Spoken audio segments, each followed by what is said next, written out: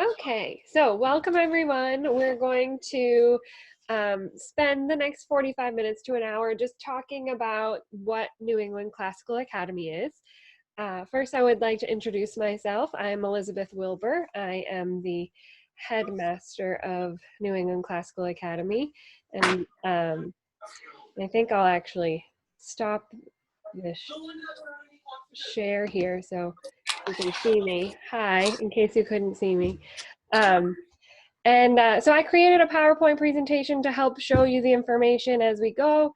If you have any questions, you can throw those in the chat box and I'll take a look at those at the end and try to answer those. Or we can always schedule a meeting one-on-one or over the phone later, okay? All right, so let's get started. So I love this image because I think it really exemplifies what New England Classical Academy is about. And so I'd like to start by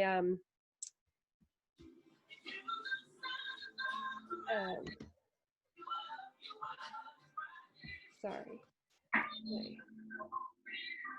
screen is freaking out. Okay. So the three words on the screen: wonder, joy, and excellence. So I just want to talk about those as an introduction.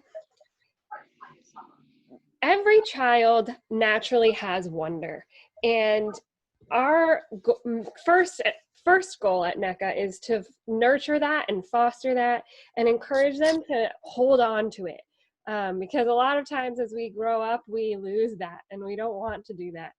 We don't want them to do that. We want them to continue to want to know things and want to learn and want to grow. And what I've found with my experience at New England Classical Academy, that when we do that, it inspires joy in the kids. They just naturally get happy about what they're doing, what they're learning.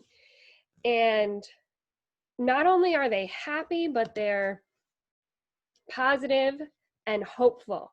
There's this hope that comes from wonder because they have an understanding that they don't know everything and that there's always something new to find out or new coming, and I just love seeing that in the children. And then the last word there, excellence. Again, I think there's a natural progression that we can see here from wonder to joy to excellence. That wonder and desire to know leads to true growth, both in knowledge and skills and character. And yeah, it's hard work. Like, our kids work hard, but we make sure they know they can do hard things and that there is great reward from those hard things. From hard work comes great fruit. So all right, so let's get into it. What is classical education?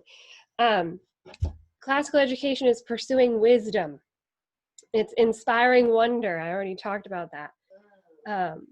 This desire for us all to know things and to be amazed by the world around us and the things that we find out. And forming the whole person. I think this is so important to what we do.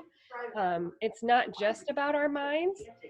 It's about the whole person. It's about our bodies, our minds, our souls, and our character, really.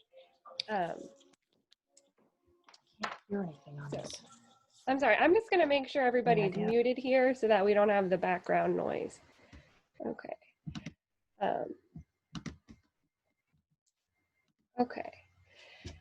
Introducing the students to great minds and works. So we choose high quality and timeless materials for the students to work with, because that's what's going to form them. What you put in front of them, what you have them read and look at and ponder, those things are going to form them as a person. And so we choose great works of art, great works of music, great works of literature. And we learn from the people who have come before us who are so much smarter than us, really, right? I'm always amazed by these great scientists and authors and philosophers who have come before us. I'm just constantly amazed. And recognizing beauty. I think this is something that's very unique to classical education as well, because we acknowledge that beauty is an intrinsic value, that things can be beautiful and things can be not beautiful or lacking in beauty. And this is separate entirely from our own tastes or our own likings. And so it's important for us to form good taste and good liking in ourselves and in the students. Questioning ideas, data, opinions, etc. I think this is so important today, right? Like, not to just accept everything we hear, especially when everything we hear contradicts itself sometimes. We have to think about what we're being told, ask questions about it, try to really understand it, recognize when there's a mystery involved, and try to accept the mystery, but reach for the truth that lies there. And so we want our students to be able to think for themselves. We're not here to teach them what to think. We're here to teach them how to think well. So the basis of classical education really is what's called the trivium. And there's 3 parts, trivium. The first is grammar, the second is logic, and the third is rhetoric.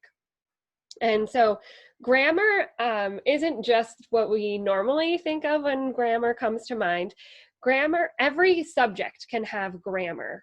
And so the grammar of any subject is its basics, its fundamentals, its facts, and rules.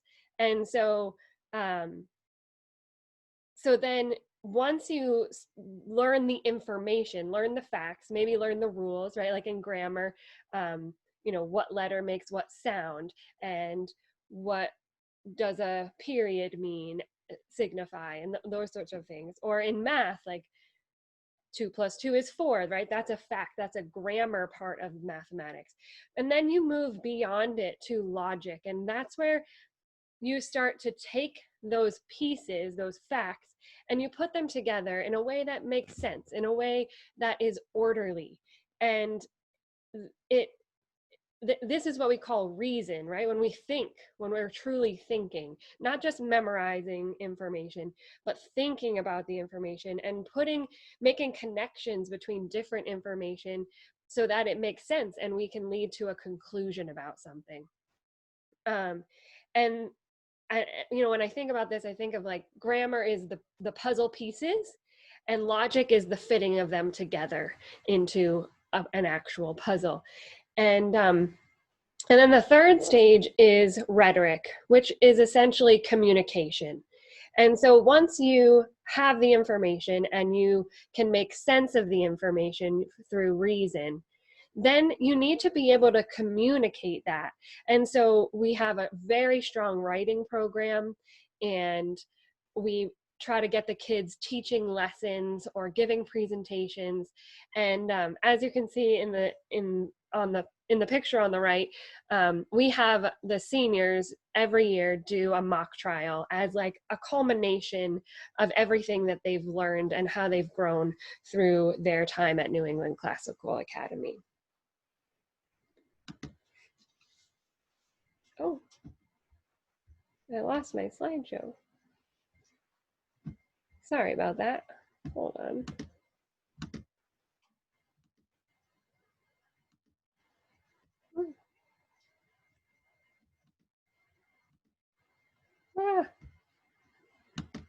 There we go. The effects of classical education. So I chose 4 things to focus on here.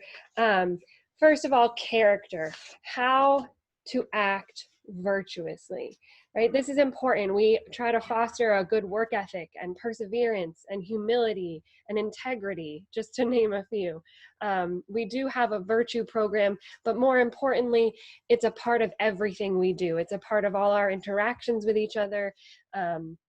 It has to do with the way we discipline and the way we speak to the children about how they should treat each other, how they should treat their teachers, how they should treat their work, just to live in virtue.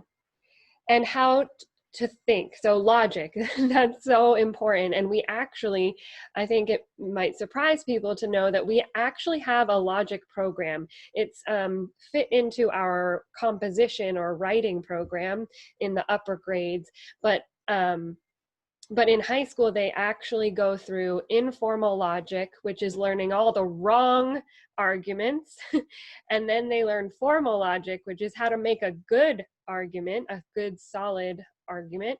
And then they do rhetoric. So they learn how to present a speech using good logic, and maybe even throwing in some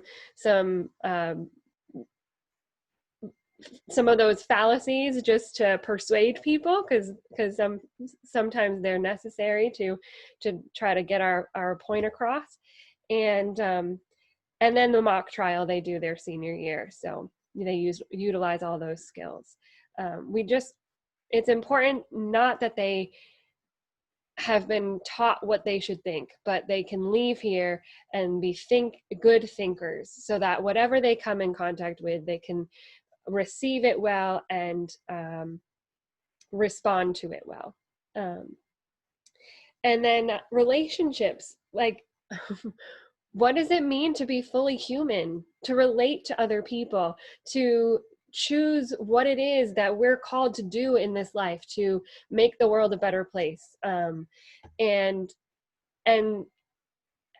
what is life about, really, right? Like, we want them to ask those questions and to understand that life is big and life is full and good, and that they can live it well.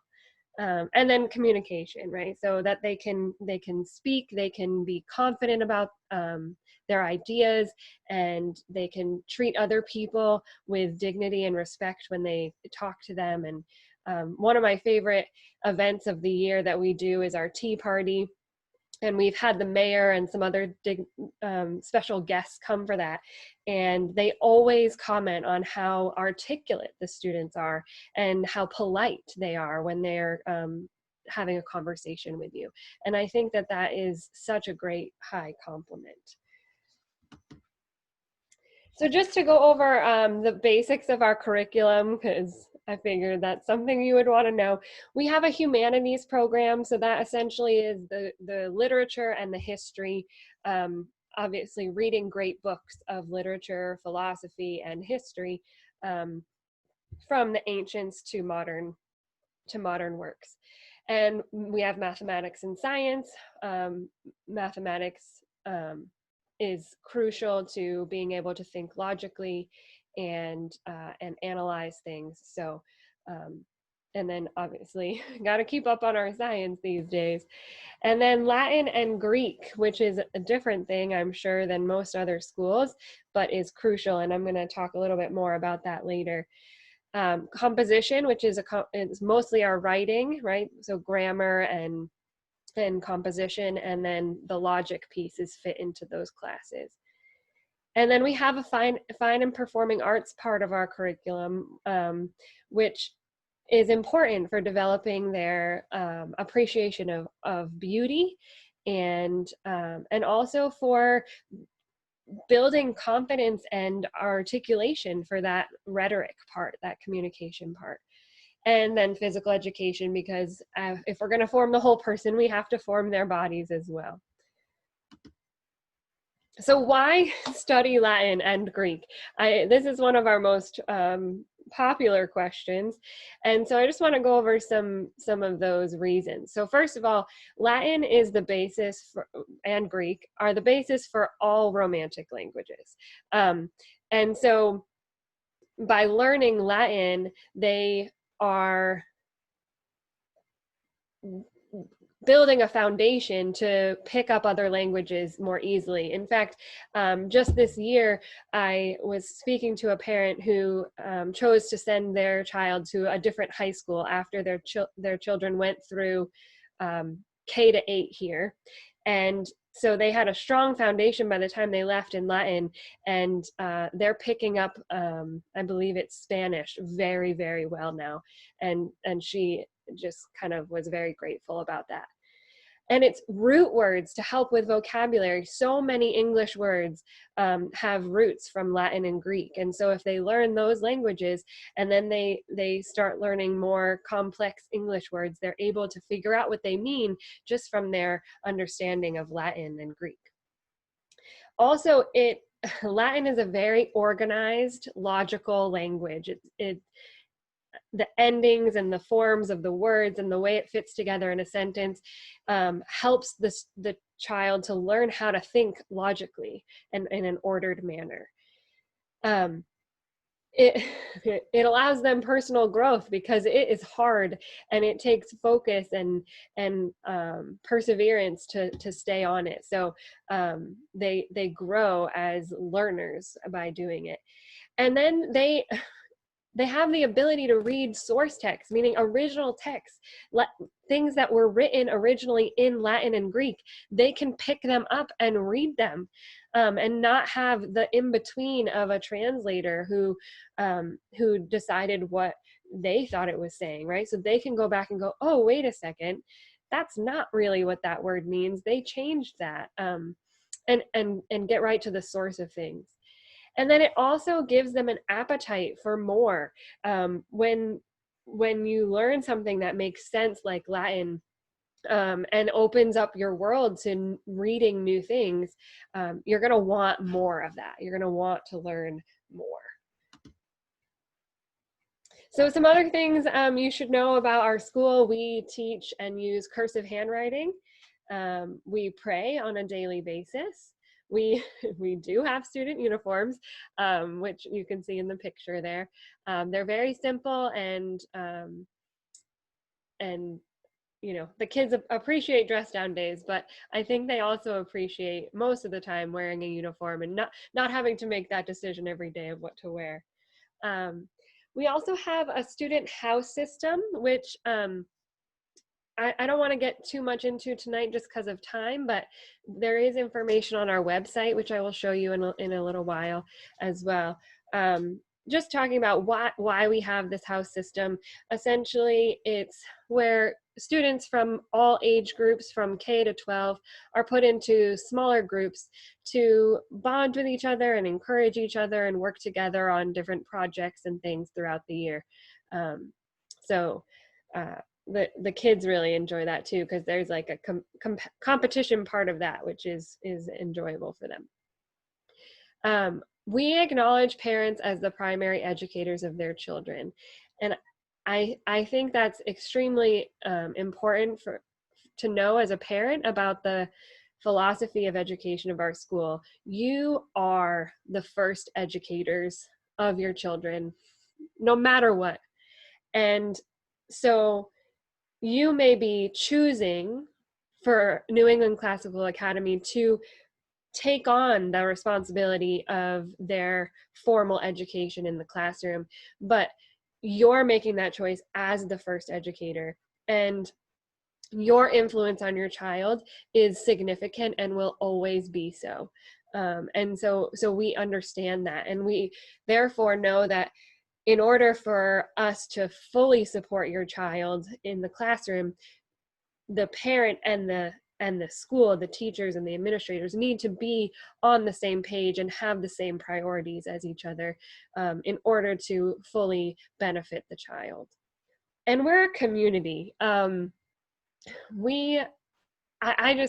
been here for about 9 years now, and it's my family. Like, the children and the parents and the other teachers, like, they're my friends, they're my brothers and sisters, and I know that they're there if I need anything, and hopefully they know I'm here if they need anything, and we support each other, and we work together, and we brainstorm together, and we work together to not only make our school a great place, but to hopefully have a positive impact on the world at large. All right, so I'm going to stop sharing that for a minute. I would like to take a second to share with you our website. I'm just going to share a different screen. So for your reading pleasure and for getting more information about this, so this is our website, which is newenglandclassicalacademy.com. So that's pretty simple. And so our homepage is here, and it just gives a basic synopsis of who we are. And in the About NECA, you can read our mission statement and about the teachers and upcoming events, because we have a calendar up on here. And then this student life section is really full of information about what our academics are, what extra activities we have. Like I said, the house system, right? We have a whole page on the houses. And our academic calendar is here. It's this year's academic calendar, but it will give you an idea of what our calendar typically looks like. The family handbook is really important for you to read. It talks about our expectations of students and parents, and just what we believe education is and how to make it happen well. And the dress code we have here for you, so you can look at that. And then right here is the admissions process, which I'll talk about in a little bit, but the application is available right here. So if you go to admissions process, you'll see there's a link to a PDF of the application right here. So you would just click on that and you can actually print the application from home. But again, I'll talk more about that in a little bit. And so yeah, so if you want to and you have time, please take some time to visit our website. And yeah. Okay, so before I get to the logistics part that I want to include, because I figure people need to know some logistical things, I had a parent here, but it looks like they had to leave. So so hopefully next time we'll have a parent here who can share with you their experiences. All right, so back to the logistics. Hold on just one second. Okay. All right, so our schedule, so just so you have an idea, we start the last week of August. This year we're starting on Wednesday the 26th, and our last day of school is actually, I'm pretty sure it's the 11th. I think I forgot to change that date on there. And then our vacations are pretty standard. We do Thanksgiving and Christmas and a week in February. We also take time off at Easter time. Not many other schools do that. And then we have a week off in April as well. Our school hours are from 8:30 to 3, but we do have a before care program, which starts as early as 7:15. There is an extra cost to that, but it starts at 7:15, and then we have aftercare, which extends beyond the school day till 5 o'clock in the evening for anyone who just needs some childcare a little earlier or later in the day to work around their work schedules. So our tuition is very reasonable. Our lower school and upper school is a little bit different, but this is a very reasonable value for the education that we provide here.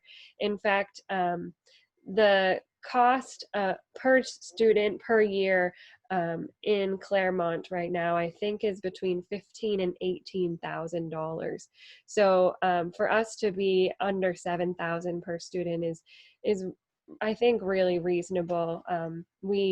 We stretch it, right? We do a lot with a little, and the fact that we're a community is really one of the reasons that we can do that.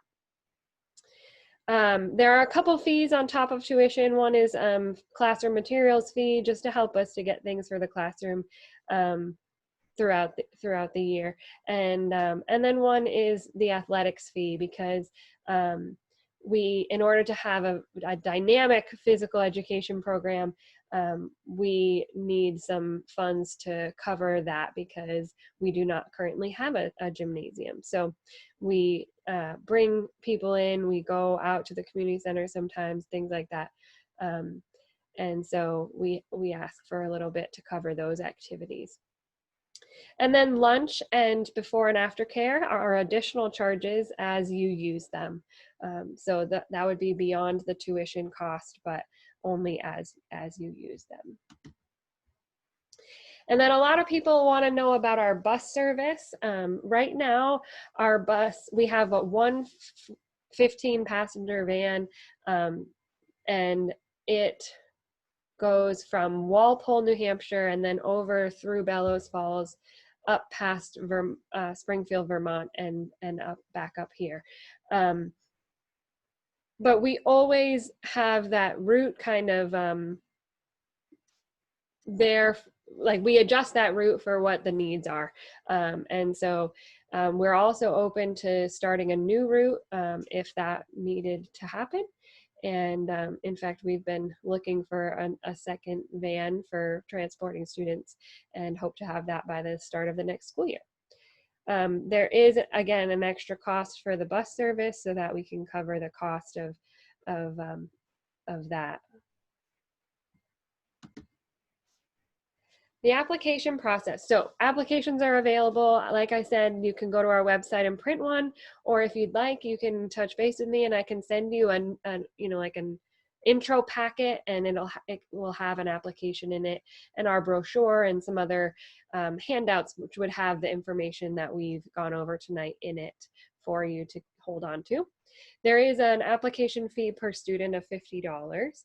And then once we receive the application, we'll get back in touch with you and we will set up a family interview. And that's, again, because it's so important that we're on the same page in our philosophy of education in order for your child to be successful. We want to make sure that we do share those views with each other. So that family interview is to get to know each other a little bit and to just make sure that that we're seeing eye to eye on how schooling goes.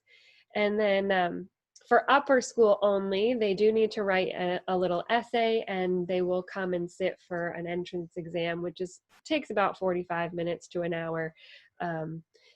The testing time is really just 40 minutes, but there's a little bit of intro and setup for that. So that's for 7th through 12th graders.